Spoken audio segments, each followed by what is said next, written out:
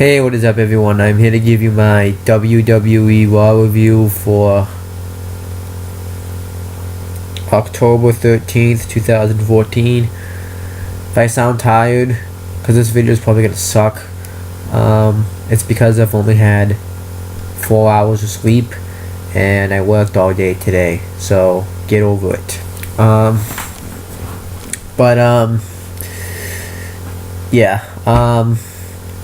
We got JBL, Michael Cole, and Jerry the Kid Lawler on commentary, and it kicks off with Dean Ambrose coming out to cut a promo, and he comes out and talks about how he's gonna get his hands on John Cena, how he's gonna take down John Cena and how he wants to get his hands on Seth Rollins, and he's gonna destroy Seth Rollins. It would just be him and Seth Rollins inside Hell in a Cell, and he says he's also gonna take down John Cena because he's just gonna take down everyone to get inside Hell in a Cell. John Cena comes out and talks about how Dean Ambrose is being like a loudmouth, and it's gonna get him into some trouble. And Dean Ambrose says that he doesn't care, he's not a nice guy. And John Cena talks about how gives him some advice, says not to run your mouth or else I will end you right here. Dean Ambrose doesn't take his advice, and then Stephanie McMahon and Triple H come out and they make a match, and they bet it was gonna be John Cena and Dean Ambrose in a tag team match, and they were betting saying John Cena and Dean Ambrose can't work together. Triple H thinks they can't, Stephanie McMahon thinks they can, and they're like, okay, let's bet the usual. And we didn't ever find out what it is. And what ends up happening here is they both bet to see if John Cena and Dean Ambrose could work together. And then so then they're gonna have. At first, I thought they were gonna face Randy Orton and Corporate Kane. And I was like, same typical tag team match, main event. But that's not what happened. What happened was it ended up being John Cena and Dean Ambrose in a triple threat tag team match. It was John Cena and Dean Ambrose versus Jimmy and Jay, the Usos, and the WWE Tag Team Champions, Gold and Stardust. I think that's awesome. Was the match great by any means? It was a decent match. It wasn't anything amazing, but at least it was something new. It was something different. I liked it, and I think that's awesome. I like the fact that they changed it up and didn't just go with the typical tag team match main event. So we got that match though, and this match, it was, like I said, was a pretty decent match, but it was hard for me to get into a lot of this stuff on the show because I was tired. And John Cena and Dean Ambrose are working together to take out the Usos, and only 2 teams at a time can be in this match. It's just like a typical tag team match, except only 2 teams at a time can be in. I like it better when all 3 of them can be in, but they're working together. They're just doing typical tag team moves to one of the Usos, and then the Usos take the control on John Cena. They hit him with a kick, Samoan drop. I don't think they hit him with a double super kick, but they just worked over Cena, and then Cena makes a comeback, and Dean Ambrose gets the hot tag on one of the Usos, and one of the Usos kicks him in the ribs, and then Dean Ambrose likes to go back off the ropes and do a clothesline. I believe Stardust tagged himself in, so Ambrose and Cena had to get out of the match, so it was just Goldust and Stardust and versus the Usos. And yeah,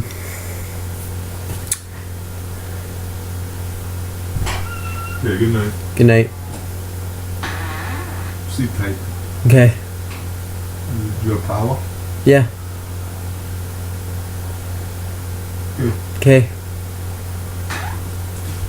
But Gold and Stardust work over one of the Usos for a while. It was pretty good, decent stuff.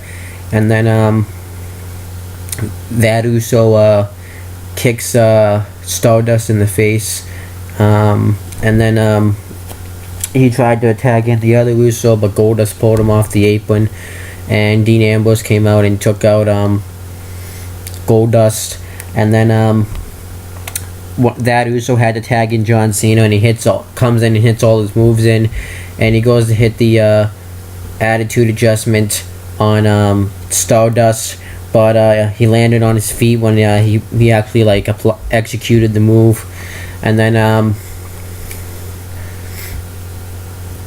everything just started to break out. The Usos dived on Golden Stardust. John Cena dived on the Usos and Golden Stardust, and I guess Dean Ambrose wanted to one-up John Cena, so he dived on everyone and he did like an elbow on everybody, and he put Goldust and John Cena, because I guess they were the legal man in the match, and Goldust tries to win with the final cut, but I think Dean Ambrose broke it up, and then Ambrose hits the double arm DDT on Stardust, and John Cena hits an FU on Goldust for the win.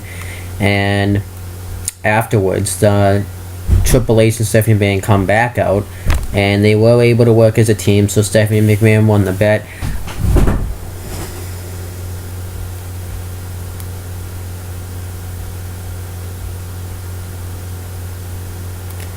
So that's a positive. They were able to work as a team, and Dean Ambrose and John's.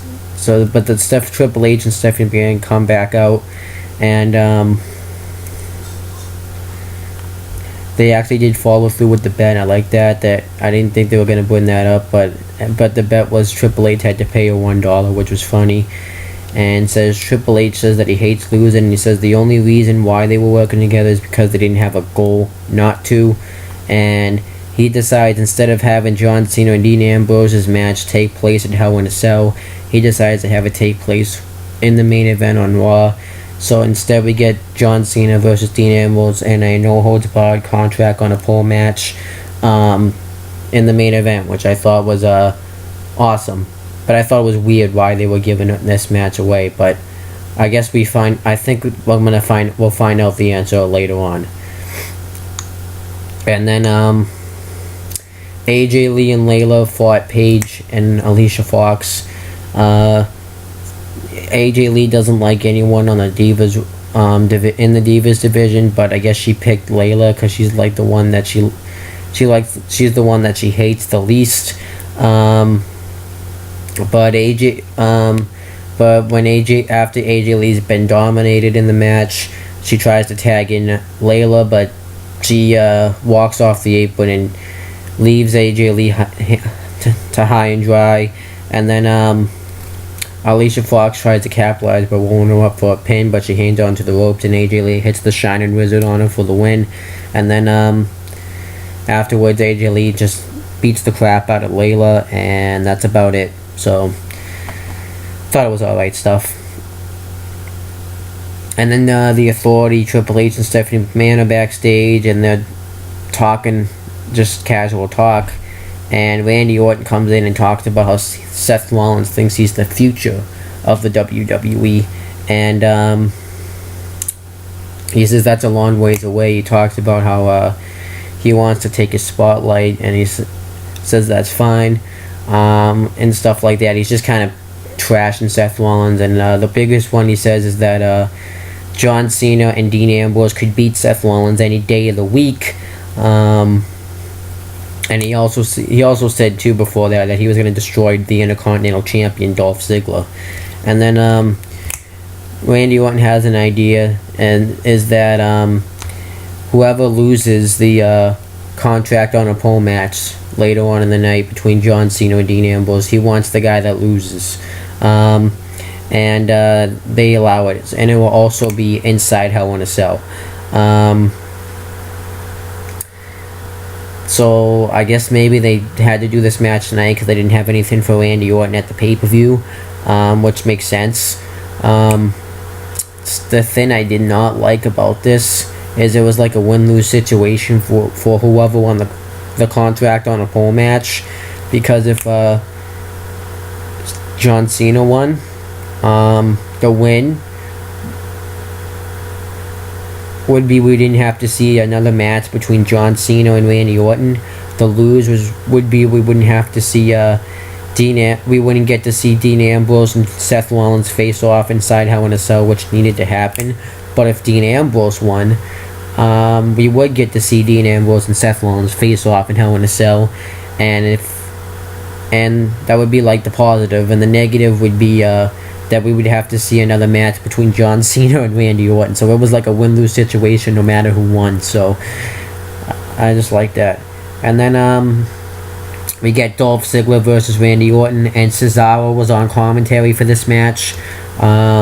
This was an awesome match.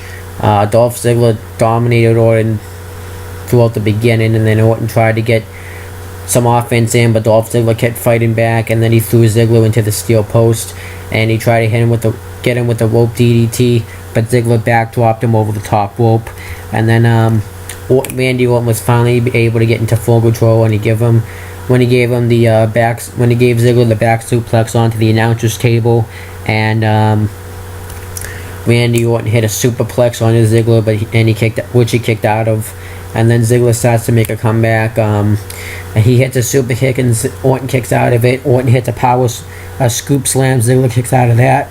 He hits the rope DDT. I think Ziggler obviously kicked out of it. Ziggler went for the jumping DDT, but Orton countered it. And during this match, I should mention, Seth Rollins had come out to watch the match, and then Randy Orton had him up in a powerbomb situation, and I thought he was going to powerbomb him, but instead he caught him with an RKO and got the victory, which I thought was awesome. I thought he would, I like the RKO that he does, so that's the one thing I like about Randy Orton, is he knows how to make that RKO look awesome. That's like his move. That's his move. He can do it unexpectedly from off the top rope. From when Evan Bourne went to do the airborne and Randy Orton caught him into an RKO. It's just, he knows how to do that RKO awesome. I just like it when he does that. That's like his move. And then afterwards, Seth Rollins and Randy Orton have a face-off, and obviously this is because of what Randy Orton said about him earlier in the night, and you think that he's gonna like hit him or something, and Seth Rollins instead hits the curve stomp on Dolph Ziggler, and then Seth Rollins has a match with Jack Swagger with Zeb Coulter inside, and Seth Rollins starts to work out. Jack Swagger tries to do an arm drag on the turnbuckle, but instead Seth Rollins hangs his arm off the top rope, and he works over the arm throughout the whole match, and then Jack Swagger starts to make a little bit of a comeback, but Seth Rollins escapes, and then he hits a clothesline outside the ring, and then he puts him back in the ring, and Randy Orton came out to watch this match, and then this distracts Swagger, so it allows Seth Rollins to dive on Jack Swagger, and then Seth Rollins dominated Swagger for a while, and then Jack Swagger made a comeback. He hit the Swagger bomb, and then went for the gut wrench powerbomb. Seth Rollins got out of it, and then he acted like he was going to roll him up, but instead after Swagger got out of it, and he hit a super kick on him, and Swagger kicked out of it. Jack Swagger got the ankle lock on him, and Rollins got the ropes, and eventually Seth Rollins rolled up Swagger and hold the tights, and Seth Rollins got the win, and then afterwards Randy Orton hit an RKO on Jack Swagger, and then Orton and Rollins had another stare down. So I wonder if they're teasing the Randy Orton face turn, Randy Orton face turn. Orton's gonna turn face and feud with Seth Rollins. I think they're teasing that, but I'm not exactly sure. It's a big possibility though. And then Dean Ambrose gets interviewed and talks about he doesn't care who you are, he's not a nice guy, and he's gonna do anything to get this match with Seth Rollins. And then we got a Big Show interview, and he talked about knocking out Rusev, and says that tonight the Americans, the whole pretty much the same Mark Henry promo, then the same promo that they would cut when they're facing that the person defending America cuts when they're facing Rusev. And then we got Rusev with Lana versus Big Show. It was a pretty good match. Rusev and Lana cut a promo, and Lana talked about since today is Christopher Columbus Day, and she talked about, you know, trash Christopher Columbus, talked about how he wasn't a nice guy because he forced the Indians to leave. And then Rusev talks about how he's going to crush Big Show. I like that they're letting Rusev talk a little bit more, and I think that's awesome. And then we get the match, and Big Show just completely kicks his ass throughout the match, throws him into the barricade and does his chops, and then Rusev starts to take control and hits a drop kick, and then Rusev dominates Big Show for a while, and then he almost made him pass out to a headlock. He clotheslined Big Show over the top rope, and then Big Show started to make a comeback. He went to go off the top rope to do his elbow drop, but he moved out of the way, and then Rusev kicked him in the ribs, and Rusev gets him in the accolade, and Big Show's not going to give up. And then Mark Henry comes out, and he just tries to distract Rusev so Big Show could win, but Rusev knocks Mark Henry off the apron, and he puts Big Show back in the accolade, and Mark Henry attacks him, and then Big Show's pissed that he did that because he just cost him the match. Then afterwards, when Rusev celebrated, the American flag, the Russian flag falls down, and Big Show and Mark Henry surround Rusev, and Rusev has nowhere to go, so he has to fight out of this. He brawls with Mark Henry, and when he gets the upper hand of Mark Henry, Big Show knocks him out, and that was it. So I thought this was pretty good stuff. And then the Total Divas were backstage. This was all dumb, the Total Diva stuff. It led to a match between Brie Bella, Naomi, Natalia with Rosa Mendez, and Nene. It's Nene something. It's a person from the Real Housewives of Atlanta, and she went up against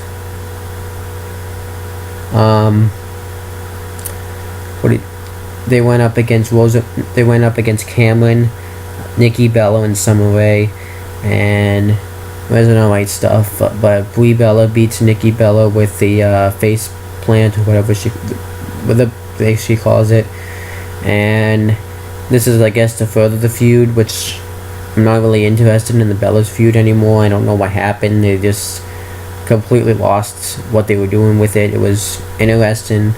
It seems like after the Jerry Sprinter thing, that's when it got bad. So I don't know what the hell they're doing. I think they're gonna end this feud soon. Hopefully they end it at Survivor Series and they do other stuff, because I'm sick and tired of seeing it.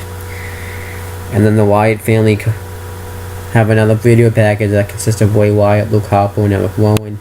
It was just Bray Wyatt talking, and he talks about how the people that we trust are the people we fear and stuff. It was a pretty cryptic video package. Go check it out if you want to see it. And then we get John Cena versus Dean Ambrose in a no-holds-barred contract on a pole match. Randy Orton, Corporate Kane, Seth Rollins, Triple H, and Stephanie McMahon, the entire Authority, come out to watch the match. So at first I thought this was all just going to be a setup. They were going to jump them, and they're not going to have the match. They're going to save it for the pay-per-view. But they had the match, and this was pretty good stuff. Immediately they try to go right after the contract, but it doesn't happen. And Ambrose and Cena are just pretty much brawling with each other. Cena gives Ambrose a suplex. Ambrose and Cena fight up on the stage, and Cena trying to hit Ambrose with an FU, but Ambrose hits a suplex on the stage. And then when they go back, Cena hits an electric chair on Ambrose. And then when Cena's outside, Ambrose drop kicks Cena outside the ring and dives on and does a suicide dive to him. And then they blow around the ring, and Ambrose had like a bunch of opportunities to go after the contract, but he never did it. And Orton came up in his face like, "Why don't you go get the contract, huh?" And then he attacked Orton, so all the Authority act like they're gonna fight him. But then Cena attacks, who had been thrown into the barricade before this had all happened, attacks Ambrose from behind and throws Ambrose into Rollins, Corporate Kane, and Orton. And then Cena is gonna go and get the contract and win the match and face Rollins, but then Orton attacks him, and then Ambrose gets in and attacks Rollins and Corporate Kane.